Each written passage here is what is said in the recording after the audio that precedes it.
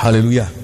Mula pertama saya mengucapkan salam sejahtera di dalam nama Tuhan Yesus Kristus buat semua kita yang hadir dalam rumah Tuhan ini. Semoga damai sejahtera Allah ada di tengah-tengah kita. Semoga kedatangan kita malam hari ini kita boleh merasakan ada sesuatu yang berbeda. Kita pulang sebagai orang-orang yang diberkati oleh Tuhan. So mau mengalami demikian, amin. Haleluya. Nah, malam hari ini saya akan membawa saudara masih di dalam kitab Wahyu pasal yang ketiga. Jangan bosan-bosan sebab ayat ini kita akan membacanya berulang-ulang kali. Sebab setiap kali kita membaca, kalau kita membaca dengan kerendahan hati dan sungguh-sungguh, saya sangat percaya setiap kali kita membaca ada hal-hal baru yang Tuhan ingin berikan. Dan itu sesuai dengan pergumulan dan kebutuhan kita dalam hari-hari ini. Oleh sebab itu perhatikan firman Tuhan ya. Kitab Wahyu pasal yang ketiga, kita akan membaca pada ayat yang ke-20. Malam hari ini bagian ini yang akan saya tekankan. Kitab Wahyu pasal yang ketiga ayat yang ke-20. Lihat, aku berdiri di muka pintu dan mengetok. Ya. Jikalau ada orang yang mendengar suaraku, jika ada orang yang mendengar suaraku dan membukakan pintu, ya, aku akan masuk mendapatkannya, dan aku akan makan bersama-sama dengan dia, dan ia bersama-sama dengan aku. Terima kasih ya. Satu ayat ini, ayat yang ke-20, merupakan nasihat yang ketiga dari 3 nasihat yang Tuhan berikan buat jemaat di Laodikia. Nasihat yang pertama, bagaimana mereka harus membayar harga. Ayat yang ke-18. Nasihat yang kedua, ayat yang ke-19, bagaimana mereka bisa menerima teguran dan hajaran Tuhan. Sebab siapa yang kukasihi, kutegur dan kuhajar. Oleh sebab itu relakan hati dan bertobatlah.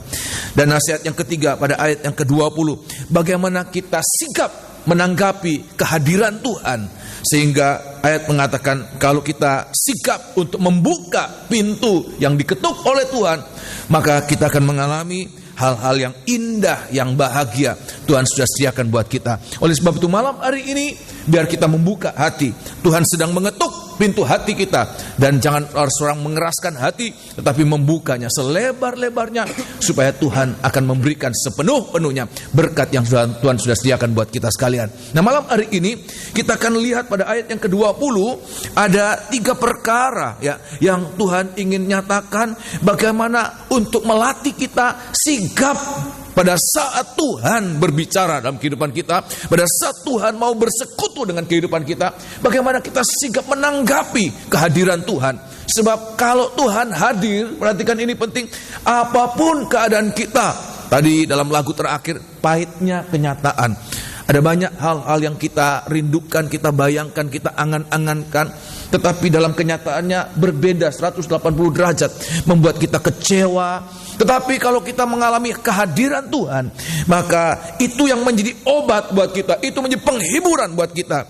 Apapun yang sedang kita alami, kehadiran Tuhan itu merubahkan suasana pahit, suasana penuh dengan penderitaan. Kita akan merasakan hadirat Tuhan itu sebagai sorga di bumi ini. Oleh sebab itu, biar hari-hari ini rindukan kehadiran Tuhan. Nah, malam hari ini saya akan perlihatkan ada 3 perbuatan yang Tuhan kerjakan kepada jemaat di Laodikia untuk menyatakan kehadirannya. Kita akan lihat satu persatu 3 ayat 3 perkara ini, yaitu yang pertama, dia mengetuk dia berdiri di muka pintu ya. Kemudian yang kedua, dia mengetuk pintu, dan yang ketiga, dia berseru untuk dibukakan pintu. Saya ulangi sekali lagi, 3 perbuatan yang dikerjakan oleh Tuhan. Semoga kita bisa tanggap untuk melihat itu dalam setiap hari, dalam setiap masalah hidup kita. Sebenarnya Tuhan itu sudah ada di muka pintu. Kemudian Tuhan mengetuk pintu, dan yang ketiga, Tuhan berseru. Dan kalau kita bisa menanggap itu, maka hal-hal yang baik, ayat mengatakan, aku akan masuk dan aku akan makan bersama-sama dengan dia, dan dia bersama-sama dengan aku. Tidak ada pengertian lain kecuali kebahagiaan. Sebab makan ini Tuhan samakan dalam kitab Wahyu pasal 19 ayat yang ke-9. Ayat mengatakan, berbahagialah orang yang diundang pada perjamuan makan anak domba Allah. Dan itu adalah perkataan yang benar, yang tidak diragukan kebenarannya. Dan semoga ke sana kita sedang mengarah, ya. Nah, malam hari ini kita akan lihat satu persatu apa perbuatan Tuhan itu. Yang pertama, dia berdiri di depan pintu, ya. Dia berdiri di depan pintu. Itu menunjukkan bahwa kedatangan Tuhan itu buat jemaat di Laodikia, bahwa kehadiran Tuhan buat kita adalah sangat dekat dengan kehidupan kita, sangat dekat sekali, ya. Tuhan sebenarnya bisa dijangkau, sebab dalam kitab Kisah Rasul ayat mengatakan bahwa Allah ada di mana-mana. Ada waktu banyak kali kita merasakan dalam kesendirian, dalam masalah, ada banyak kali kita merasakan seolah-olah Tuhan itu jauh dari kita, sehingga kita merasakan putus asa, tanpa pengharapan dan lain sebagainya, kekeringan. Tapi biarlah hari-hari ini kita boleh merasakan kehadiran Tuhan itu dekat dengan kita. Sebab memang itulah yang menjadi kerinduannya. Dia ingin hadir, dia ingin bersekutu malah dengan kehidupan kita. Tetapi seringkali kita yang tidak menanggap itu, kita yang tidak sigap dengan kehadiran Tuhan, bahwa kehadiran Tuhan itu dekat sekali, seolah-olah sudah berada di mana, saudara? Di depan pintu. Oleh sebab itu di hari-hari ini semoga kita boleh merasakan itu. Baik kehadiran Tuhan dalam pengertian kiasan, bahwa dia sedang dekat sekali dengan kita. Oleh sebab itu di hari-hari ini biar kita mau, kalau Tuhan mendekati kita, kita mendekati Tuhan. Ya, jangan seperti Adam, Tuhan datang mendekati dia lari. Sebab apa? Ada sesuatu yang tidak benar dan tidak kudus. Tetapi biar kita seperti ada kerinduan. Rasul Paulus katakan, baik dalam hidup ini maupun kapanpun juga, kami rindu untuk senantiasa bersekutu dengan Tuhan. Ini yang harus menjadi kerinduan kita. Kalau kita mengalami demikian, tidak ada masalah yang terlalu berat dalam kehidupan kita. Selalu ada jawaban, selalu ada jalan keluar. Nah, saya akan perlihatkan khususnya dalam hal ini kehadiran Tuhan dalam kaitannya dengan kedatangan Tuhan. Ya. Nah, di dalam kitab Injil Matius pasal yang ke-24, ya, perhatikan Injil Matius pasal 24, Tuhan katakan Tuhan itu sudah dekat sekali. Kedatangan Tuhan itu sudah dekat sekali. Oleh sebab itu apa yang harus kita perhatikan di hari-hari ini? Injil Matius pasal 24, seperti dia sudah di depan pintu. Ya, nggak jauh-jauh, di depan pintu. Ya, tinggal selangkah masuk, ya. Di dalam kitab Injil Matius pasal 24. Dan itulah kedatangan Tuhan, ya. Baik kehadirannya sekarang ini maupun kedatangannya untuk selama-lamanya, itu tidak terlalu jauh, ya. Itu sangat-sangat dekat. Oleh sebab itu kita harus berhati-hati, kita harus mempersiapkan diri, ya. Dalam kitab Injil Matius pasal 24 ayat yang ke-32, waktu Tuhan berbicara tentang kedatangan Tuhan, nah salah satu perkataan yang dia katakan bahwa semua itu tentang kedatangan Tuhan itu waktunya sudah di depan pintu, sudah sangat dekat sekali. Ya, ayat yang ke-32, tariklah pelajaran dari perumpamaan tentang pohon ara. Apabila ranting-rantingnya melembut, ya, dan mulai bertunas, ya, kamu tahu, perhatikan, bahwa musim panas sudah dekat. Bahwa musim panas itu sudah dekat. Tuhan gambarkan kedatangannya seperti pohon ara yang nanti akan berbuah pada musim panas. Ya, dimulai dengan melembutnya carang-carangnya, terus kan? Demikian juga jika kamu melihat semuanya ini, ya, ketahuilah, ya, bahwa waktunya sudah dekat. Waktu apa? Waktu kedatangan Tuhan. Waktunya sudah dekat. Sudah di ambang pintu. Sudah di depan pintu. Terus kan? Aku berkata kepadamu, ya, sesungguhnya angkatan ini tidak akan berlalu sebelum semuanya ini terjadi. Ya.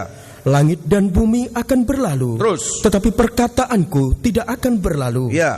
Tetapi tentang hari dan saat itu, ya, tidak seorang pun yang tahu. Ya. Malaikat-malaikat di surga tidak. Perhatikan. Dan anak pun tidak. Ya. Hanya Bapa sendiri. Hanya Bapa sendiri. Ini yang harus kita mengerti, saudara, ya, bahwa kedatangan Tuhan buat jemaat di Laodikia, ini juga kedatangan Tuhan buat jemaat kita sekarang ini, jemaat akhir zaman itu sudah dekat.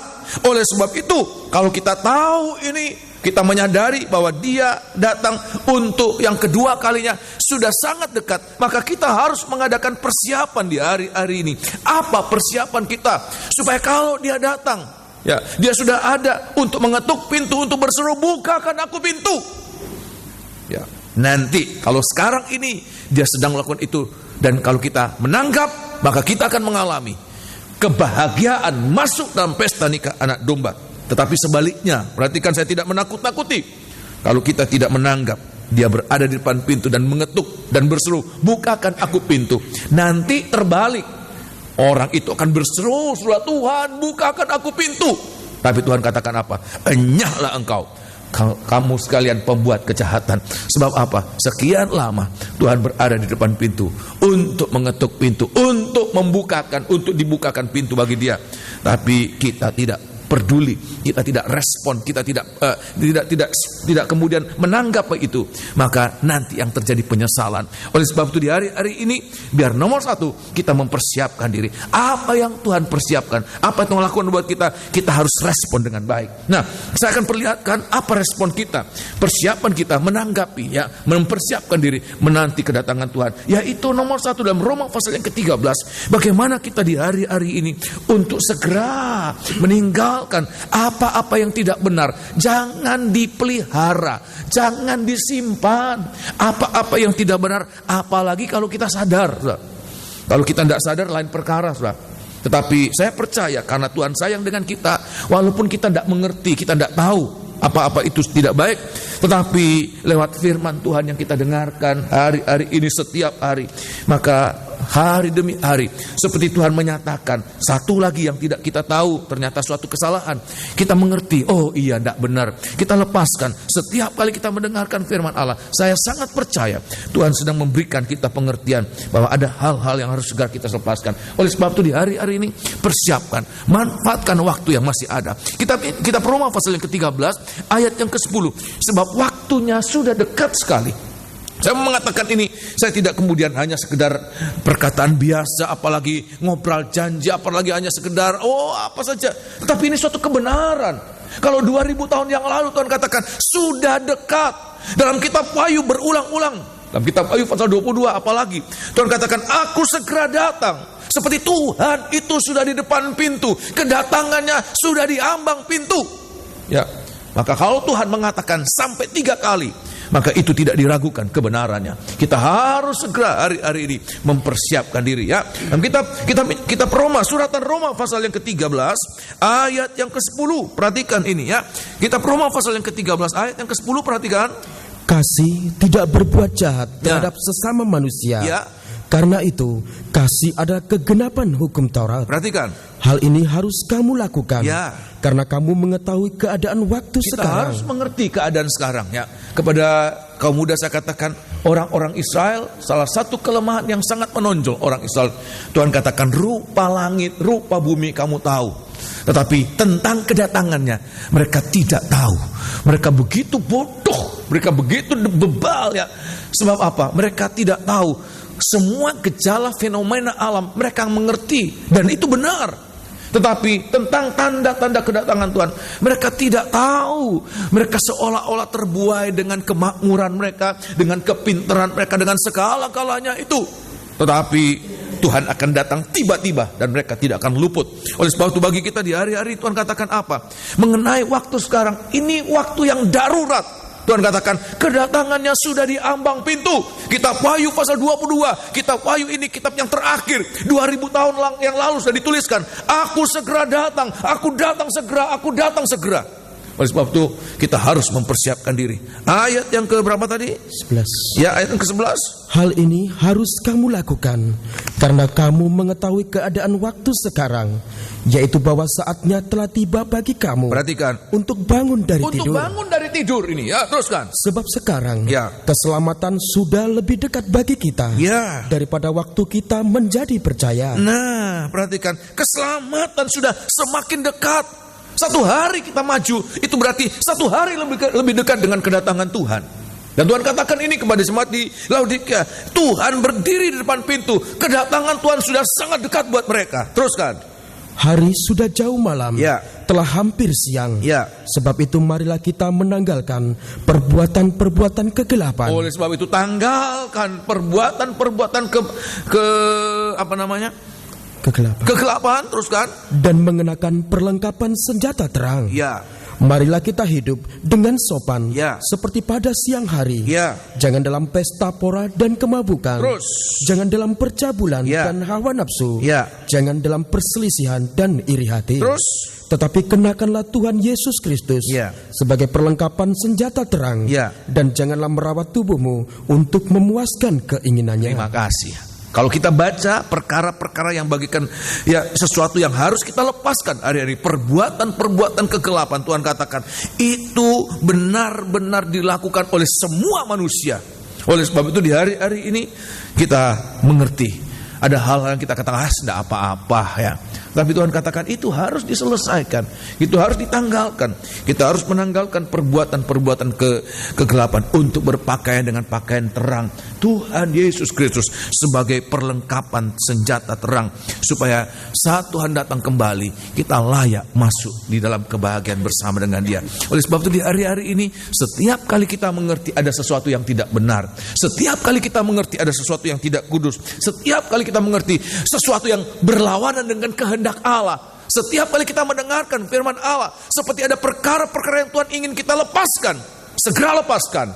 Sebab kedatangan Tuhan secara global saja itu sudah dekat sekali, apalagi secara pribadi tidak ada seorang pun yang tahu kapan Tuhan datang kepada dirinya. Kita tidak tahu, mungkin ada seseorang yang begitu dekat dengan kedatangan Tuhan. Tetapi biar hari-hari ini kita mempersiapkan diri. Kalau kita mempersiapkan diri, maka kita akan mengalami kapanpun Tuhan datang, kita siap untuk masuk dalam kebahagiaan bersama dengan Tuhan. Amin. Haleluya. Apa persiapan pertama? Tinggalkan hal-hal yang tidak baik. Ada perkara-perkara yang tidak berkenan, cepat lepaskan, jangan pertahankan. Apapun alasannya. Mungkin kita katakan, ini kan masih menguntungkan, sayang kalau dilepaskan ya. Ada seseorang yang bekerja, dia pikir ini sayang, ini menguntungkan sekali, kerjanya gampang, uangnya banyak ya, untungnya banyak, sayang kalau dilepaskan. Jangan kita berpikir demikian. Apapun, berapapun banyaknya keuntungan, kalau itu dalam perbuatan kegelapan, itu tidak ada gunanya apa-apa. Kalaupun apa yang kita dapatkan itu benar ya, uang itu halal sekalipun, tetapi itu tidak akan ada gunanya apa-apa. Di saat Tuhan datang, uang sebanyak apapun juga tidak mampu mendongkrak seseorang untuk masuk dalam kerajaan surga. Oleh sebab itu di hari-hari ini lepaskan. Apalagi kalau itu kita mengerti Tuhan ada hal-hal yang tidak benar. Jangan pertahankan gengsi, jangan pertahankan harga diri, jangan pertahankan apapun juga. Cepat-cepatnya kita tahu itu perbuatan yang tidak benar, tanggalkan. Sebab pada saat kita tanggalkan, kita sedang mempersiapkan, kita diperlengkapi dengan perlengkapan senjata terang, dianggap layak, umat yang layak untuk kedatangannya. Amin. Yang kedua apa? Yang kedua yaitu kita harus memperlengkapi hidup kita ini. Tolong baca ya, di dalam kitab 1 Tesalonika pasal yang kelima, suratan 1 Tesalonika pasal yang kelima. Oh haleluya, hari ini kalau kita menanggalkan yang tidak baik ya, menanggalkan hal-hal yang lama yang tidak berkenan kepada Tuhan, kita harus segera dalam kitab Roma pasal Tuhan Yesus Kristus sebagai perlengkapan senjata terang. Nah di dalam kitab 1 Tesalonika pasal yang kelima ini berbicara tentang bagaimana sikap kita menanti kedatangan Tuhan yang sudah di dekat. Ada banyak orang-orang kepada jemaat di Tesalonika, Rasul Paulus katakan ada banyak orang-orang yang terlena karena kemakmuran, karena kenyamanan, semuanya baik dan mereka katakan oh aman-aman saja. Dan ayat mengatakan tiba-tiba Tuhan datang seperti orang yang seperti pencuri pada tengah malam. Mereka seperti orang yang sakit mau melahirkan, mereka tidak bisa luput. Tetapi bagi kita di hari-hari Tuhan katakan apa? Biar kita mempersiapkan diri ya, kita mempersiapkan diri. Tolong baca kitab 1 Tesalonika pasal yang kelima, 1 Tesalonika pasal yang kelima ayat yang ke-8. Kalau kita sadari itu sudah bisa baca mulai ayat-ayat sebelumnya ya. Ayat yang ke-7 atau ayat yang ke-7 kita baca ya. Ayat yang ke-7, kita bukan orang malam, kita bukan orang kegelapan, kita sudah tinggalkan kegelapan. Itu perbuatan-perbuatan malam, mabuk, tidur dan lain sebagainya. Ada banyak kali kita santai, itu tanda-tanda kita tidur dah. Santai. Orang kalau bangun itu nggak bisa langsung, paling tidak masih mulet. Ya. Demikian ya. Tuhan katakan segera, jangan lama-lama. Ya, kalau dibangunin nggak bisa langsung bangun langsung berangkat, tidak. Belum muletnya, belum ngantuk-ngantuk sedikit, belum ya. Sekarang ini harus segera bangun dari tidur. Tuhan katakan ayat yang ke-7. Sebab mereka yang tidur, tidur waktu malam, dan mereka yang mabuk, mabuk waktu malam. Tuhan katakan semua tinggalkan, yang gelap, yang malam-malam itu tinggalkan. Coba, apalagi kalau kita menyadari, Tuhan, umur saya umur berapa? Coba, umur berapa? Sisa hidup itu, coba kita kalkulasi. Berapa tahun lagi kita hidup ke depan? Ya, pernah saya katakan, kita mau hidup berapa tahun? Mau 100 tahun kita hidup, tentu tidak mungkin ya. 80 tahun aja itu sudah sangat jauh ya. Coba kita umur berapa sekarang? Coba kita kalkulasi berapa tahun lagi ke depan kita hidup. Ya, kalau kita menyadari, ya Tuhan, tinggal 10 tahun, ya, mencapai 80 tahun, tinggal berapa tahun? Sekarang ini kita harus mengerti persiapan, sungguh-sungguh persiapan. Ya. Teruskan. Tetapi kita yang adalah orang-orang siang, baiklah kita sadar, perhatikan, berbaju sirahkan iman dan kasih, dan berketompongkan pengharapan keselamatan. Terus, karena Allah tidak menetapkan kita untuk ditimpa murka. Allah tidak menetapkan rencana Tuhan buat anak-anak Tuhan bukan untuk kebinasaan, teruskan, tetapi untuk beroleh keselamatan oleh Yesus Kristus Tuhan kita, teruskan, yang sudah mati untuk kita, supaya entah kita berjaga-jaga, entah kita lagi sadar, entah kita tidur, perhatikan, kita hidup bersama-sama dengan Dia. Ini kerinduan kita, Tuhan, saya rindu untuk bersama-sama dengan Engkau. Jangan biarkan sedetik pun kita terpisah dari Tuhan. Rasul Paulus katakan, walaupun apapun yang terjadi, kami tidak mau terpisah dari kasih Kristus itu. Kami akan selalu bersama dengan Dia. Terus kan? Karena itu, nasihatilah seorang akan yang lain, dan saling membangunlah kamu, seperti yang memang kamu lakukan. Terima kasih. Tuhan sudah dekat sekali. Di ambang pintu. Dia ada di depan pintu. Dia sudah ada. Oleh sebab itu persiapkan kita, ya. Persiapkan diri kita. Berbaju sirahkan iman. Kita periksa apakah iman, kasih, iman dan kasih berketompongkan pengharapan keselamatan. Apakah itu sudah ada? Sebab semua perkara, 1 Korintus pasal 13 mengatakan, semua perkara akan lenyap. Tetapi 3 perkara, iman, pengharapan dan kasih, itu tinggal tetap selama-lamanya. Oleh sebab itu kita lihat Tuhan, iman saya, iman Senin Kemis. Kalau Senin kuat, Kemisnya payah, ya. Apa begitu kalau Tuhan datang? Ya, kalau Tuhan datang hari Senin. Kalau Tuhan datang hari Kamis bagaimana, saudara? Ya, Senin Kamis iman kita, pengharapan kita juga demikian, kasih kita juga demikian. Biar hari-hari kita mohon Tuhan, kita mau stabil mengikut Engkau kapan saja. Rasul Paulus katakan, entah kita berjaga-jaga, entah kita tidur. Ada banyak manusia mengalami, maafkan, kematian jasmani. Ada yang sedang sadar-sadar, tapi ada yang sedang tidur.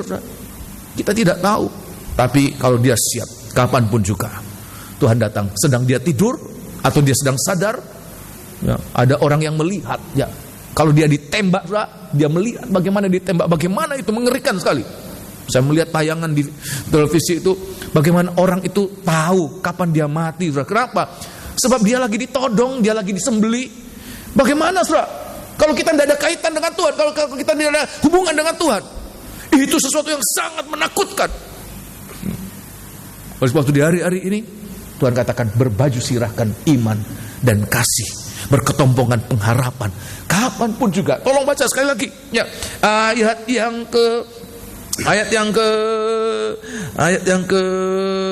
10 kita harus berjaga-jaga. Ini persiapan kita. Oh haleluya, berjaga-jaga, selalu ada hubungan dengan Dia, yang sudah mati untuk kita, supaya entah kita berjaga-jaga, kita sadar 100%, terus kan? Entah kita tidur, kita hidup bersama-sama dengan Dia. Kita bersama-sama dengan Dia, bersama dengan Tuhan. Ada lagu mengatakan, bersama Dia hatiku damai, walau dalam lembah kekelaman. Kalau kita bersama dengan Tuhan, mau senang, mau dalam keadaan susah, kekurangan, kelimpahan, damai. Hati ini damai. Kalaupun Tuhan katakan sudah waktunya engkau meninggalkan dunia ini, damai, pergi dengan damai. Oh indah, indah. Saya melayani, ada orang-orang yang demikian. Begitu indah, dia pergi dengan damai, luar biasa. Tubuhnya mati, tetapi dia damai bersama dengan Tuhan. Oh, haleluya. Ini yang paling penting ya. Dan yang ketiga, di dalam kitab Ibrani pasal yang ke-10, bagaimana hari-hari ini menanggapi bahwa Tuhan dekat datang ya. Sudah dekat sekali datang. Kitab Ibrani pasal yang ke-10. Bagaimana keadaan kita? Oh, haleluya. Apakah kita mau tidur seperti orang malam? Apa mau kita mabuk seperti orang malam? Tuhan katakan, tinggalkan itu. Kita orang siang, kita harus hidup di dalam terang ya. Kitab Ibrani pasal yang ke-10, Tuhan katakan, ini yang menjadi penentuan, khususnya pada akhir zaman ini akan terjadi masa sukar. Mungkin kita sedang mengalami masa sukar, tapi perhatikan, kalaupun sedang mengalami masa sukar, jangan kesukaran, jangan sakit penyakit. Saya selalu berdoa, saya sangat ya berdoa sungguh-sungguh buat saudara-saudara yang kemudian mengalami sakit parah, dan untuk itu mereka akan meninggal. Sebab seringkali dalam penderitaan mereka kemudian khawatir, mereka kemudian kecewa, mereka kemudian meragukan, apa benar Tuhan ada? Apa benar Tuhan mengasihi saya? Kenapa kalau dia mengasihi, Tuhan izinkan aku mengalami sakit yang tidak tertahankan? Seringkali mengalami keraguan dan mereka bimbang, apa benar? Tapi Tuhan katakan apa? Bertekun, jangan bimbang, jangan kemudian murtad, jangan mundur. Tekun terus sampai langkah terakhir. Rasul Paulus katakan, aku sudah mencapai langkah terakhir. Darah sudah tercurah, tapi justru darah itu yang itu menjadi persembahan yang sangat menyenangkan, persembahan minuman yang sangat menyenangkan Tuhan ya. Di dalam kitab Ibrani pasal 10 ayat yang ke-37, perhatikan, di saat kita merasakan penderitaan, puncak-puncaknya penderitaan yang tidak tertahankan, dengarkan apa kata kitab Ibrani ini. Ingat, sedikit waktu lagi Tuhan sudah di depan pintu. Ingat itu, sedikit waktu lagi. Jangan kemudian kita berpikiran, saya mundur saja, saya tinggalkan saja. Jangan sampai ada pikiran demikian. Ayat yang ke-37, sebab sedikit, bahkan sangat sedikit waktu lagi, dan Ia yang akan datang sudah akan ada. Tidak akan ada delay, tidak akan ada penundaan lagi. Teruskan. Tanpa menangguhkan kedatangannya. Tetapi orangku yang benar akan hidup oleh iman. Tetapi perhatikan, dan tinggal langkah terakhir, orang-orangku yang benar sudah mempersiapkan diri, tetapi karena mengalami pergumulan, karena mengalami sakit, karena mengalami apapun juga, ya, ayat mengatakan tinggal satu langkah terakhir. Oh, perhatikan. Tetapi orang-orangku yang benar, apabila ia mengundurkan diri,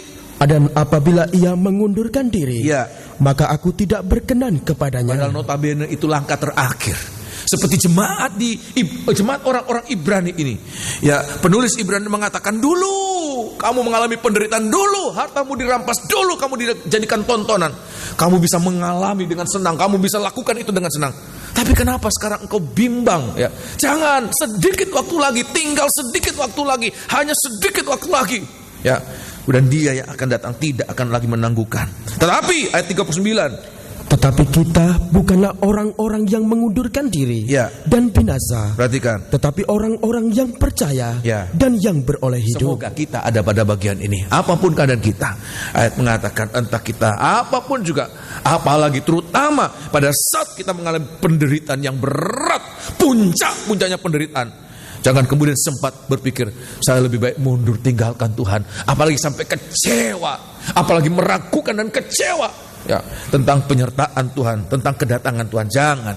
Sebab Tuhan katakan, aku tidak berkenan. Tapi penulis Ibrani mengatakan, kita bukan orang-orang yang mengundurkan diri dan binasa, tapi kita orang-orang yang percaya sampai langkah terakhir. Kita mohon Tuhan setiap langkah. Mungkin kita merasakan, Tuhan, aku akan melangkah ini dan aku tidak mampu lagi, tolong. Doa kita, Tuhan tolong kuatkan supaya kita melangkah sampai langkah terakhir. Pada saat Dia datang kembali, kita mengalami keubahan sempurna. Di saat Dia datang dan kita tetap teguh mengikut Dia, kita tetap tekun mengikut Dia, kita akan dirubah begitu rupa sampai mengalami kesempurnaan. Oh, haleluya. Inilah yang harus kita mengerti. Saudara bisa mengerti demikian, amin? Dia ada di depan pintu. Dia dekat sekali. Baik sekarang ini Dia ada asal kita mau mengalami kehadirannya, asal kita terbuka mengalami, mengerti, merasakan kehadirannya, maka sebenarnya dia dekat, tidak jauh. Ya, kita Kisah Rasul itu tulisan bahwa Tuhan itu dekat, Tuhan ada di mana-mana. Dia mau mendekat, dia mau bersekutu dengan kita. Tinggal kita yang mau respon. Ya, ini yang pertama, di muka pintu. Dia berdiri di depan pintu. Ya, lihat aku berdiri di depan pintu. Kemudian yang kedua apa, saudara? Dan mengetuk. Ya, mengetuk itu selangkah lebih maju, saudara. Apa itu mengetuk? Mengetuk itu sampai ada kontak, ya. Ketuk itu sampai ada bunyinya. Kenapa sampai berbunyi, saudara? Sebab ada kontak antara tangan dengan pintu itu sampai ketemu, saudara. Kalau tidak ketemu, saudara, nggak bunyi, saudara. Tetapi mengetuk pintu itu artinya apa? Ada bunyinya. Kenapa? Ada kontak. Bagaimana Tuhan pada hari-hari ini mau menjamah kita, mau menyentuh setiap kehidupan kita. Adakah kita respon peka terhadap sentuhan Tuhan di dalam kehidupan kita? Di dalam setiap ibadah ada sentuhan-sentuhan Tuhan. Perhatikan, jangan keraskan hati, tetapi kita boleh merasakan. Sebab hati Allah itu hati yang sangat peka.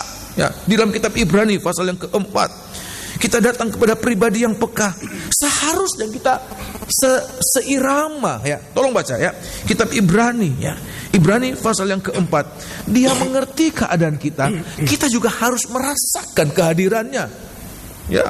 Dalam kitab Ibrani pasal yang keempat, ayat yang Ibrani pasal yang keempat, ayat yang ke-15. Imam besar itu, imam besar yang sangat peka, merasakan sentuhan kita. Tapi dia juga rindu kita peka, merasakan sentuhannya. Oh, haleluya. Ayat yang ke-15, perhatikan. Sebab imam besar yang kita punya, perhatikan, bukanlah imam besar yang tidak dapat turut merasakan kelemahan-kelemahan kita. Nah, sebaliknya sama dengan kita. Ia telah dicobai, hanya tidak berbuat dosa. Perhatikan. Sebab itu, marilah kita dengan penuh keberanian menghampiri tahta kasih karunia, supaya kita menerima rahmat dan menemukan kasih karunia untuk mendapat pertolongan kita pada waktunya. Perhatikan, Tuhan Yesus itu, dia imam besar, pribadi yang sangat peka. Setiap kedatangan kita, saya tidak tahu kedatangan saudara pada malam hari ini sedang membawa apa? Sedang membawa sakitkah? Sedang membawa masalahkah? Sedang membawa pencobaankah? Dan kita merindukan, Tuhan, biarlah Engkau turut merasakan penderitaanku. Dan ayat mengatakan, imam besar kita bukan imam besar yang tidak turut merasakan, tetapi dia sangat merasakan. Dia tahu, sebab apa? Dia sudah pernah merasakan apapun yang kita alami. Sehingga ayat mengatakan, karena dia merasakan penderitaan kita, maka dia mau menolong kita, dan dia mampu menolong kita. Tetapi sebaliknya, kita juga harus memiliki kerinduan yang sama. Kalau kita ingin dia merasakan keadaan kita, dan dia sudah merasakan keadaan kita, dan dia mau menolong kita, dan dia sanggup menolong kita. Sebaliknya kita juga, kalau kita mengalami dia menyentuh kita, kita juga harus mengalami, merasakan keinginannya, kerinduannya untuk menjadi serupa dengan dia. Apa itu? Ada ayat yang mengatakan bahwa dia adalah pribadi yang kudus. Kuduslah kamu, sebab aku kudus. Ya, kalau dia adalah kudus, dia menyentuh kita yang tadinya tidak kudus. Dia mengetuk, itu sama dengan dia sentuh kita. Maka kita yang tidak kudus menjadi kudus. Dia adalah pribadi yang benar. Kalau dia menyentuh kehidupan yang tidak benar ini, kita menjadi benar. Dia adalah pribadi yang sempurna. Kalau dia menyentuh kita, setiap kita disentuh dalam perjanjian baru, bagaimana dalam setiap pelayanan Tuhan, dari kota ke kota, dari desa ke desa, ada banyak orang sakit, bahkan orang mati. Setiap kali mendapatkan sentuhan Tuhan Yesus, perkara besar, keajaiban terjadi. Keajaiban pada saat itu hanya terbatas keajaiban fisik. Orang sakit sembuh, orang mati bangkit. Tapi bagi kita lebih dari hanya sekedar kita disembuhkan secara jasmani. Sebab kesembuhan jasmani itu perkara yang kecil. Buat apa kita sembuh jasmani kalau kemudian meninggal masuk neraka? Kalau Tuhan datang ketinggalan, buat apa? Tapi lebih penting dari itu adalah apa?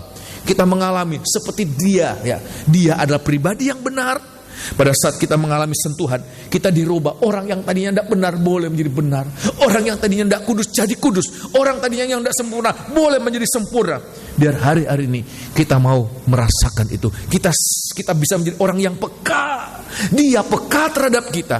Kita juga peka terhadap dia. Kerinduannya dalam setiap kehidupan kita apa?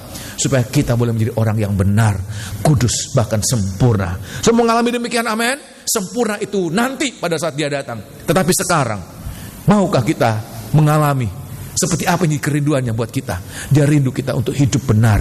Engkau benar seperti Allah itu benar.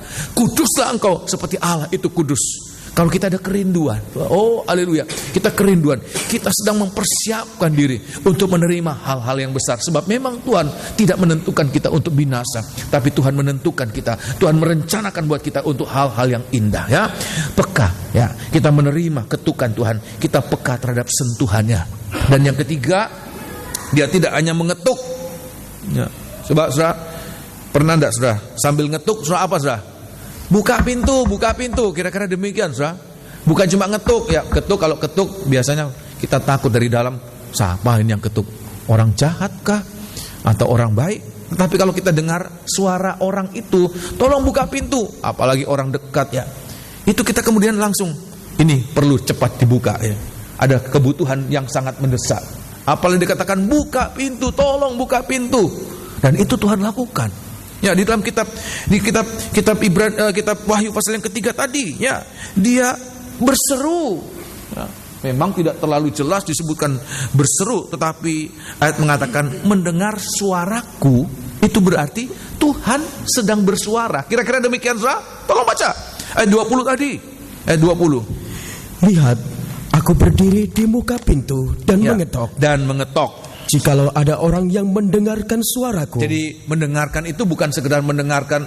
Bayangan saya dulu mendengarkan suara ketukan. Sebenarnya bukan mendengar suara ketukan, mendengarkan suaraku. Berarti dia sambil mengetuk, sambil mohon untuk kita membuka pintu. Bukakan aku pintu. Mengetuk sambil tolong buka aku pintu, tolong buka aku pintu. Terima kasih. Dan dia mengetuk. Dia bersuara tidak satu kali, saudara, berulang-ulang kali, berulang-ulang kali. Dia mau kita membukakan pintu buat dia. Maka hari-hari itu kita juga harus respon, mendengar suaranya, dan segera membukakan pintu. Sebab apa? Sebab kalau kita mendengarkan dia bersuara untuk minta dibukakan pintu, dan kita tidak membuka pintu, nanti satu saat terbalik, saudara. Ya, orang yang tidak membukakan pintu untuk Tuhan, nanti dia baru mengetuk pintu kepada Tuhan. Dan Tuhan katakan, aku tidak membukakan pintu buat engkau. Bukan berarti Tuhan balas dendam, saudara, tetapi itu sesuatu yang layak untuk itu, untuk dia. Oleh sebab itu di hari-hari ini, semoga kita menjadi orang yang sigap. Pada saat Tuhan berseru, dengar suaranya dan segera bertindak. Apa yang Tuhan inginkan, lakukan itu. Apa yang Tuhan ingin, lakukan itu. Nah, di dalam kitab Ibrani pasal yang ke-13, ya, kitab Ibrani pasal 13, kitab Ibrani pasal yang ke-13. Nah, untuk pertama kali kitab Ibrani pasal 13. Ibrani pasal 13. Kitab Ibrani pasal yang ke-13. Ibrani 13, ya. Kitab Ibrani pasal 13. Kalau Tuhan berseru, jangan keraskan hati kita, ya. Jangan keraskan hati kita. Ibrani pasal 13. Tapi kita harus segera membukakan pintu, ya, buat Tuhan. Kitab Ibrani pasal 13. Ibrani pasal 13 ayat yang ada banyak ayat menulis sekarang ini, ya. Ibrani pasal 13 mulai ayat yang bukan Ibrani 13, Ibrani 3, ya. Kitab Ibrani 3 ayat yang ke-8, ya. Tuhan katakan kepada bangsa Israel sebagai suatu pelajaran, ya. Pelajaran buat kita yang hidup pada zaman akhir ini, ya. Ibrani pasal yang ke-3 ayat yang ke-8, perhatikan. Jangan ayat, ya, ayat yang ke-7 lebih dahulu. Tuhan katakan hari ini kita mendengarkan suara Tuhan, buka pintu hatimu, buka pintu hatimu. Rasul Paulus katakan kepada orang-orang di Korintus, buka pintu hatimu seluas-luasnya. Bagi kami, engkau ada ruang yang luas buat kamu. Tetapi sebaliknya, untuk kami, Engkau menyediakan tempat yang sedikit buat kami di dalam hatimu. Oleh sebab itu supaya timbal balik, bukakan pintu hati. Tuhan juga mengatakan demikian. Kita seringkali untuk perkara-perkara yang lain, untuk urusan lain, selalu ada waktu. Nah, sebentar ya, apalagi masalah duit. Ada seseorang mengatakan, kalau bicara duit, mau tengah malam, dini hari, ada waktu terus ya. Apalagi kalau proyek, apalagi ada sesuatu. Tapi bagaimana kepada Tuhan? Apakah kita memberikan ruang yang sama? Seharusnya bukan sama, tetapi lebih luas lagi. Sebab apa? Tuhan itu yang menjadikan kita, dan Dia yang menjamin keselamatan. Ayat mengatakan perlindungan uang itu kuat, tetapi dia tidak bisa memberikan keselamatan buat setiap kita. Paling-paling hanya di bumi ini. Oleh sebab itu di hari-hari ini buka pintu hati kita. Apalagi kita mendengarkan hari ini, jangan keraskan hati. Ayat yang ke-7 lebih dulu ya. Ayat yang ke-7 Tuhan katakan jangan keraskan hati. Buka hati kita, buka hati kita. Buka hati kita untuk Tuhan. Sebab itu, ya, seperti yang dikatakan Roh Kudus, ya, pada hari ini, jika kamu mendengar suaranya, kalau kamu mendengar suaranya, janganlah keraskan hatimu. Jangan keraskan hatimu. Tuhan katakan apa? Seperti dalam kegeraman. Seperti dalam kegeraman. Pada waktu pencobaan di padang gurun, ya, di mana nenek moyangmu mencobai aku dengan jalan menguji aku, ya, sekalipun mereka melihat perbuatanku, ya, 40 tahun lamanya. Nah, ini kedua kali ayat yang ke-15, ayat yang ke-15. Tetapi apabila pernah dikatakan, ya, pada hari ini, jika kamu mendengar suaranya, ya, janganlah keraskan hatimu, ya, seperti dalam kegeraman. Nah, untuk kedua kali Tuhan katakan seperti orang Israel dalam kegeraman, mereka selalu keraskan hati. Ya, keraskan hati. Padahal dalam 40 tahun mereka mengalami apapun yang mereka butuhkan. Butuh roti, butuh makanan, Tuhan turunkan. Butuh air, Tuhan keluarkan. Butuh apapun juga Tuhan berikan. Pakaian mereka, sepatu mereka, sedemikian Tuhan perhatikan. Tidak ada yang kurang dari kehidupan mereka. Tapi apa yang terjadi? Mereka selalu keras hati, mereka tegar hati, berulang-ulang kali menghina ya pemeliharaan Tuhan. Dan Tuhan katakan mereka semua tidak masuk dalam perhentian. Ayat yang ke-15. Tetapi apabila pernah dikatakan pada hari ini, ya, jika kamu mendengar suaranya, ya, janganlah keraskan hatimu. Jangan keraskan hatimu. Seperti dalam kegeraman. Seperti dalam kegeraman. Ayat pasal yang keempat, ayat yang ke-7. Sebab itu ia menetapkan pula suatu hari, ya, yaitu hari ini. Hari ini, perhatikan. Ketika ia setelah sekian lama, ya, berfirman dengan perantaraan Daud, perhatikan, seperti yang dikatakan di atas, ya, pada hari ini, jika kamu mendengar suaranya, ya, janganlah keraskan hatimu. Terima kasih. Kata hari ini sama dengan kesempatan untuk masuk dalam pesta, kesempatan untuk mengalami persekutuan dengan Tuhan. Hari ini Tuhan katakan jangan keraskan. Seolah-olah kesempatan untuk mendapatkan sesuatu itu hanya hari ini. Seandainya ada satu dealer mobil memberikan suatu suatu acara satu hari saja, saudara. Semua mobil merek jenis apapun akan dijual 25%. Kira-kira apa, saudara? Orang nanti besok aja. Nanti cuma hari ini 25%. Kira-kira apa, saudara? Bejubel orang datang, saudara. Biar tidak punya uang cari pinjaman 25%. Ya, cari pinjaman, cari apapun juga. Sebab cuma satu hari ini. Seperti demikian Tuhan katakan hari ini. Kalau kita menghargai setiap kesempatan, Tuhan katakan buka hatimu. Jangan keraskan hatimu, tapi buka hatimu. Maka kita akan merasakan setiap hari. Perhatikan, kalau kita menghargai hari ini, kesempatan ini, jangan tunda. Seperti firman menunda, besok saja. Tapi setiap kali kalau kita menghargai, setiap hari Tuhan berikan untuk kita dengar firman Tuhan, untuk kita lembutkan, maka kita akan mengalami setiap hari itu akan menjadi hari-hari baik buat kehidupan kita. Amin. Setiap hari kita akan merasakan seperti Tuhan katakan, hari ini juga engkau harus bukakan hatimu. Besok juga hari ini. Tapi sebaliknya, kalau hari ini tidak mengeraskan, tidak melembutkan hati, tetapi mengeraskan, Siapa yang bisa menjamin akan ada kesempatan yang kedua? Siapa yang bisa menjamin akan ada kesempatan yang kedua? Tuhan katakan cukup hari ini, satu hari kesempatan bagi engkau berbalik. Oleh sebab itu seandainya hari itu cuma satu hari, kesempatan kita boleh mengalami diselamatkan. Tuhan katakan jangan lepaskan. Kita harus gunakan. Sebab kalau kita manfaatkan hari itu, maka kita akan lihat setiap hari akan menjadi hari baik buat kita, mengalami segala yang baik Tuhan akan berikan buat kita sekalian. Seperti demikian, amin. Oleh sebab itu di hari-hari ini yang Tuhan kerjakan buat kita. Dari pihak Tuhan melakukan segala yang baik buat kita, ya. Apa itu? Tuhan berdiri di depan pintu.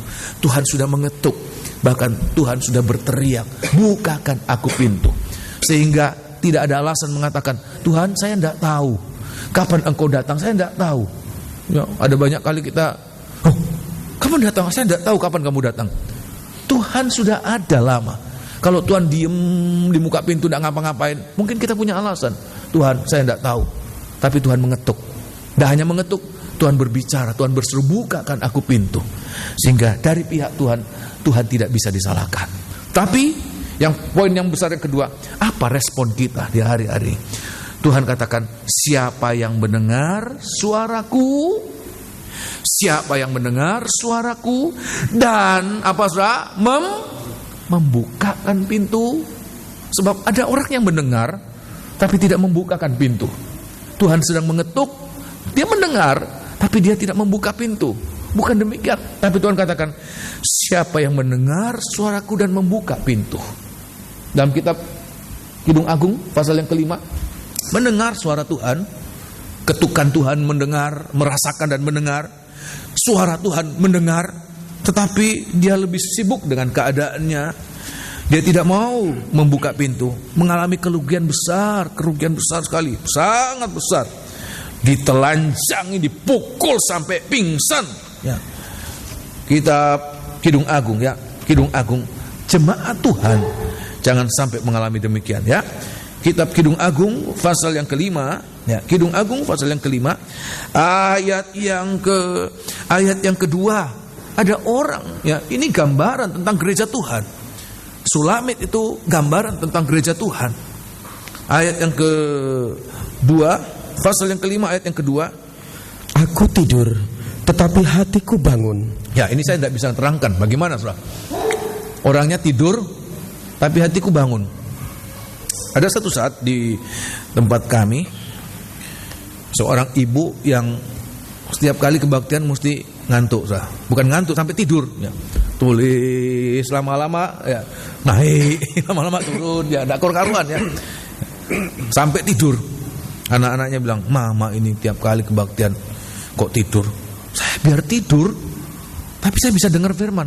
Ini mungkin seperti ini. Tidur tapi hatiku bangun, ya. Tidur tapi sadar. Ada orang begitu, ya.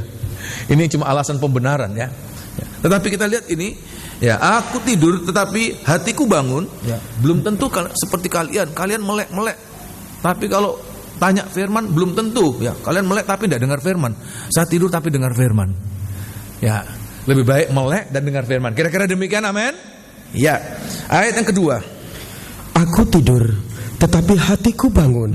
Dengarlah, ya, kekasihku mengetuk. Ya, bukalah pintu. Nah, ini suara Tuhan. Bukalah aku pintu.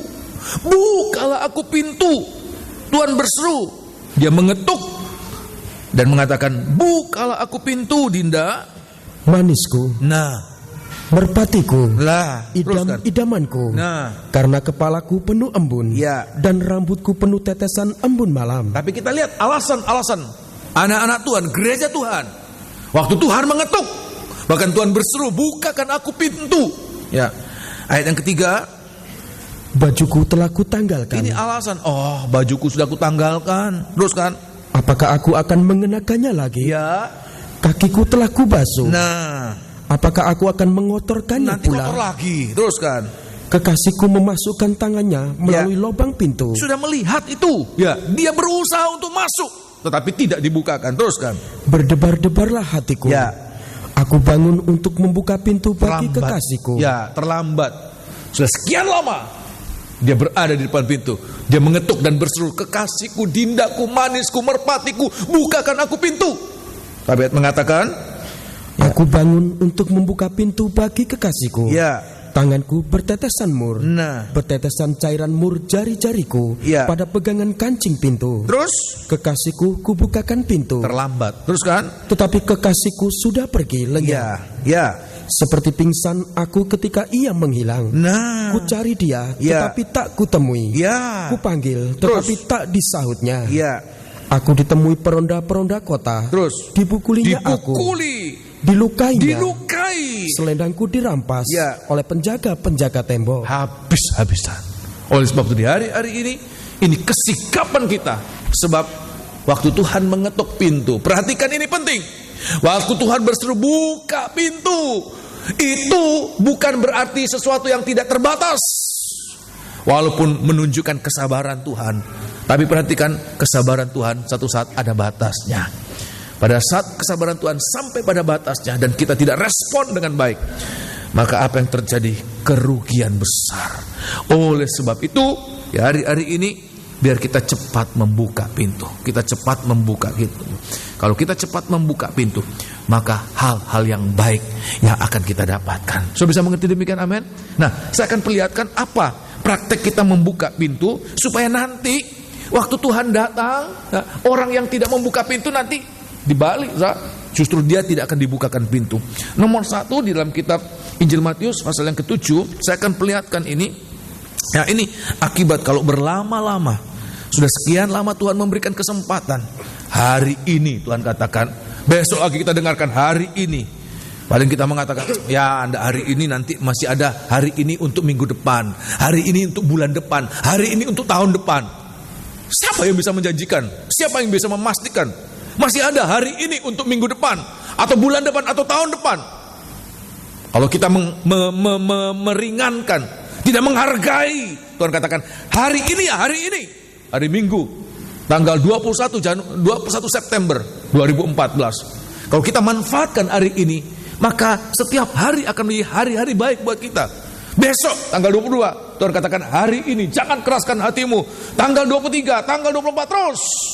Kita akan merasakan setiap hari Tuhan katakan hari ini lembutkan hatimu, jangan keraskan hatimu. Ya, nah kita Injil Matius pasal yang ke-7, kitab Injil Matius pasal yang ke-7.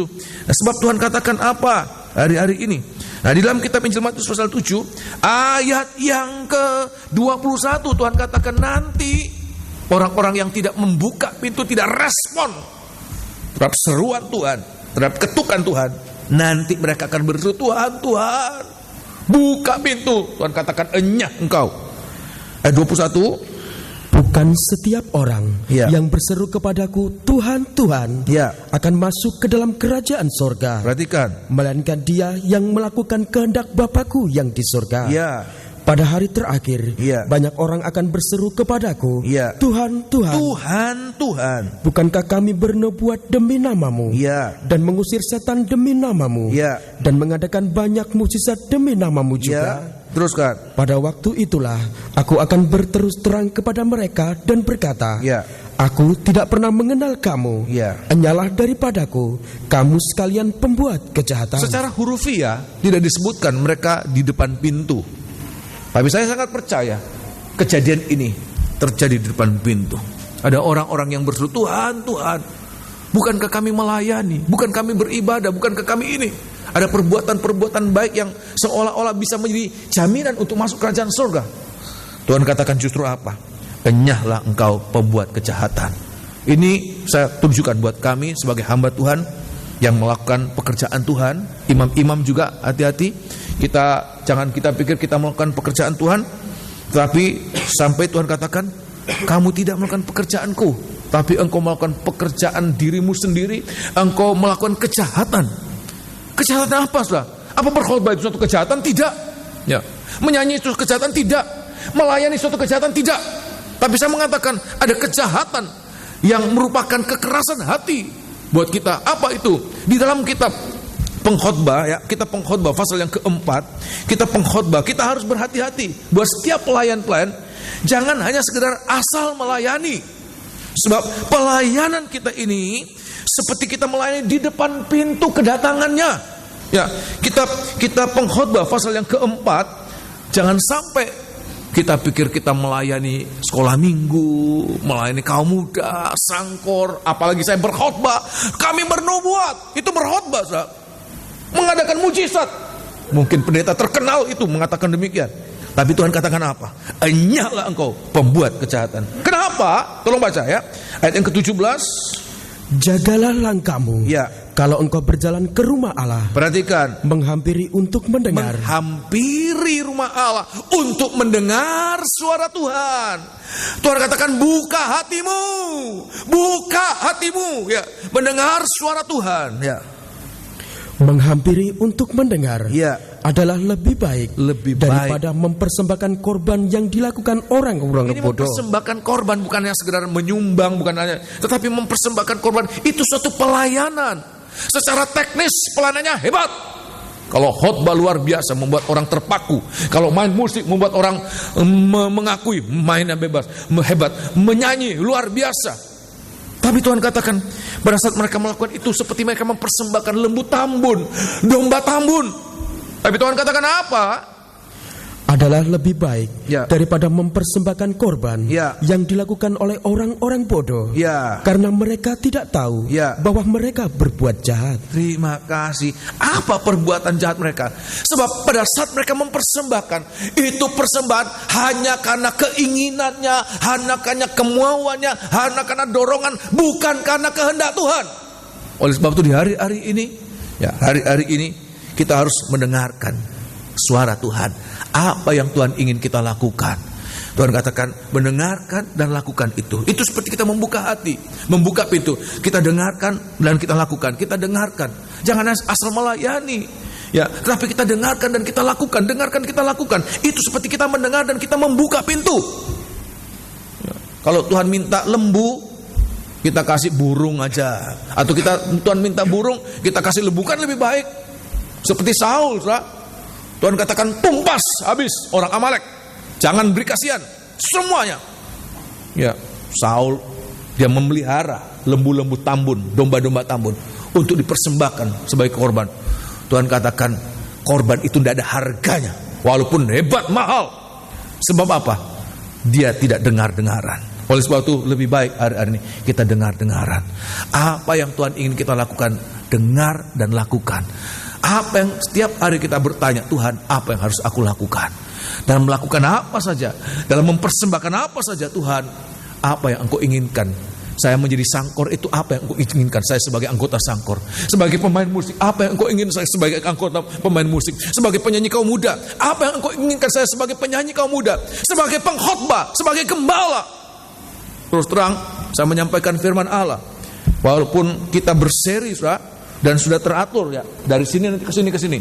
Tapi terus terang, setiap kali saya menghadapi pelayanan, saya harus bertanya, Tuhan, apa firman-Mu buat jemaat ini? Sebab kalau saya menyampaikan firman Allah menurut kehendak sendiri, menurut ilmu saya, memang saya bisa menyampaikan. Tetapi apakah itu sesuai dengan keadaan dan kebutuhan jemaat? Sebab saya tidak memperhatikan apa yang kehendak Tuhan. Tapi kalau saya mendengarkan, lakukan ini, lakukan ini. Maka setiap kali apa yang saya sampaikan itu sebagai anak panah yang tepat pada sasaran. Apa yang keadaan kita itu seperti anak panah yang tembakkan, dan Tuhan tidak pernah salah sasaran. Kalau dia melepaskan sesuatu, ayat mengatakan firman tidak pernah gagal. Firman sekali diucapkan, dia tidak pernah gagal, pasti akan menghasilkan sesuatu yang besar. Seperti demikian, amin. Oleh sebab itu di hari-hari ini dengar-dengaran. Ini membuka pintu itu, mendengar dan membuka pintu sama dengan kita dengar-dengaran. Sebab kalau kita lakukan dengar-dengaran, apapun yang kita persembahkan, Alkitab mengatakan, jangankan lembu, segelas air sejuk yang dipersembahkan karena dia dengar-dengaran. Karena seorang nabi, karena Tuhan, maka upahnya tidak akan hilang. Tuhan katakan jerih payahmu, 1 Korintus 15:58, jerih payahmu tidak sia-sia. Sudah bisa mengerti demikian, amin? Ya. Nah, satu ayat lagi di dalam kitab Injil Matius pasal 25, ya. Injil Matius pasal 25. Kitab Injil Matius pasal 25, ayat yang ke-11, 12. Ini cerita yang sangat umum sejak masih sekolah minggu kita dengarkan, bahkan kita mungkin mainkan kebaktian Natal, ada fodra-fodra. Ya, 5 gadis bodoh, 5 gadis bijak. Sudah tahu di mana? Kenapa sampai dia ditolak di depan pintu? Ayat yang ke-11.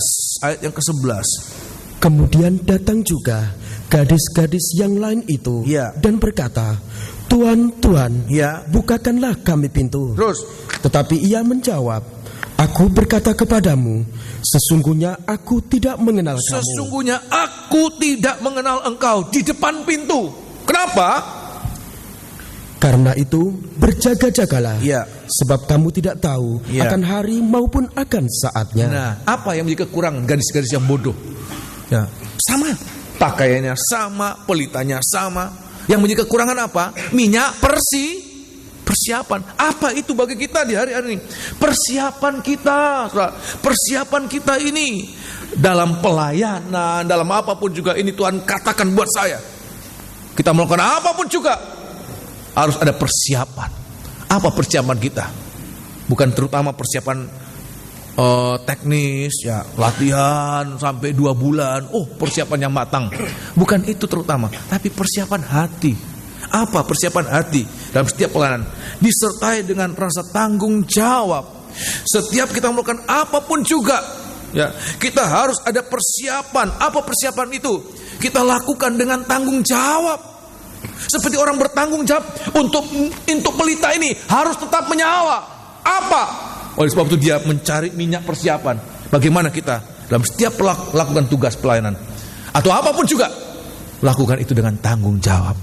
Kalau kita melakukan dengan tanggung jawab, maka kita akan lihat menghadapi kesulitan apapun juga, maka itu yang nanti bagaikan minyak persiapan, membuat kita tahan menghadapi waktu yang lama mungkin, atau waktu yang sulit mungkin. Ayat mengatakan itu yang membuat minyak itu akan membuat pelita itu tetap menyala, sebab ada persiapan, ada rasa tanggung jawab.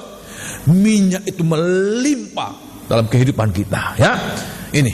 Dan yang ketiga, dalam Injil Lukas pasal yang ke-13, kitab Injil Lukas pasal 13, Tuhan katakan kita harus berjuang. Hari-hari ini ya, membuka pintu buat Tuhan. Bagaimana kita berjuang untuk setiap ibadah pelayanan, untuk hidup kita ini, kita harus berjuang. Bagaimana kita berjuang untuk masuk kerajaan surga. Sebab kalau kita tidak berjuang, ya, saya tidak menakut-nakuti, tapi saya mau mengatakan ini suatu kebenaran. Masuk kerajaan surga itu tidak bisa dilakukan dengan santai, ya. Apalagi hanya untuk menyenangkan selera. Ibadah situ susah. Cari ibadah yang gampang-gampang. Mau masuk surga nggak gampang-gampangan, saudara. Tidak. Tuhan katakan berjuang. Ya, tolong baca ya. Kitab Lukas pasal 13 ayat yang ke-25, berjuang. Ayat yang ke-24 perhatikan. Jawab Yesus kepada orang-orang di situ, ya, berjuanglah untuk masuk melalui pintu yang sesak itu. Ya. Sebab aku berkata kepadamu, perhatikan, banyak orang akan berusaha untuk masuk, ya, tetapi tidak akan dapat. Nah, terus jika tuan rumah telah bangkit, ya, dan telah menutup pintu, terus kamu akan berdiri di luar, ya, dan mengetok-ngetok pintu sambil berkata. Kenapa? Hari-hari Tuhan katakan berjuang. Ibadah itu harus diperjuangkan. Saya bukan tidak mau tahu kesusahan dari para imam-imam. Saya bukan tidak mau tahu kesibukan para imam-imam. Tapi ayat mengatakan masuk surga itu suatu perjuangan. Nggak santai, nggak gampang, saudara. Saya gampang-gampang masuk surga, nggak ada harganya. Tapi masuk surga itu suatu perjuangan. Tuhan katakan seperti kita masuk pintu yang sempit itu. Terutama berjuang untuk mengalahkan ego kita, kedagingan kita. Ya, mendengar firman Allah juga demikian. Seringkali ego itu, ya, melakukan firman Allah apalagi. Tuhan, saya melakukan firman Allah, kurang keuntungan saya melakukan firman Allah, ya tidak nyaman. Tapi Tuhan katakan lakukan itu perjuanganmu. Nah, terus saya ulangi, jika tuan rumah telah bangkit dan telah menutup pintu, ya, kamu akan berdiri di luar, ya, dan mengetok-ngetok pintu sambil berkata, ya, Tuhan, bukakanlah kami pintu. Ya. Dan ia akan menjawab, ya, dan berkata kepadamu, nah, aku tidak tahu dari mana kamu datang. Tidak tahu dari mana engkau datang. Teruskan. maka kamu akan berkata, kami telah makan dan minum di hadapanmu, dan engkau telah mengajar di jalan-jalan kota kami. Terima kasih dan seterusnya ya. Oleh sebab itu, biar hari-hari ini kita boleh mengalami setiap apapun juga. Saya tidak mau katakan sekali lagi, saya bukan tidak mau tahu dengan kekurangan, kesulitan, dengan masalah dari semua imam-imam pelayan-pelayan Tuhan. Tetapi memang untuk itulah kerajaan surga. Kerajaan surga, pintu surga itu tidak ringan, tidak asal-asalan, harus diperjuangkan. Tuhan katakan sebab kita menaruh pengharapan. Memang kita banyak berjuang, banyak berkorban. Tapi Tuhan katakan pengorbanan kita tidak akan sia-sia. Kalau kita tidak berjuang untuk kerajaan surga, nanti jangan sampai terlambat. Jangan salahkan saya. Ayat mengatakan sudah dibuka pintu dan kita, Tuhan tolong buka pintu. Nanti Tuhan katakan dulu kamu, ya saya ketuk pintu kamu tidak mau buka, kamu tidak berjuang. Sekarang merengek-rengek minta masuk surga. Kok enak? Oleh sebab itu di hari-hari ini biar kita mohon, Tuhan tolong saya, Tuhan tolong. Tidak mampu Tuhan. Siapa mampu berjuang kalau bukan Tuhan menguatkan kita? Jangankan jemaat yang masih bekerja, kami pun hamba Tuhan. Kalau tidak Tuhan menolongkan, saya tidak bisa berdiri hari ini. Saya tidak akan bisa berdiri sampai kapanpun juga kalau bukan Tuhan yang menguatkan kita. Saya bisa berdiri, ya bukan karena saya kuat berjuang, tapi karena ada kerinduan dalam kelemahan saya. Saya berindu, Tuhan saya mau melayani Engkau. Maka kerinduan itu Tuhan yang akan memampukan. Kalau saudara-saudara ada halangan dalam apapun juga, tapi ada kerinduan, Tuhan saya mau berjuang, tapi terus terang saya tidak mampu, banyak halangan. Kalau kita berseru kepada Tuhan, maka saya percaya Tuhan akan tolong kita, memberikan kita kemenangan. Amin. Sebab kemenangan itu datang dari Tuhan. Seandainya kita berjuang dan kita menang karena kekuatan kita jadi sombong. Tapi karena kita mendapatkan support dari Tuhan, topangan, sokongan dari Tuhan, maka kalaupun ada kemenangan itu kemuliaan hanya bagi Tuhan saja. Ini harus kita mengerti ya. Inilah firman Tuhan buat kita sekalian ya. Bagaimana Tuhan sudah lakukan segala perkara untuk kita, dan kita lakukan untuk Tuhan. Maka hal-hal yang baik masuk dalam pesta nikah anak domba, perjamuan kawin. Ini akan saya sampaikan pada hari berikutnya ya. Kita akan nyanyikan satu lagu. Kita akan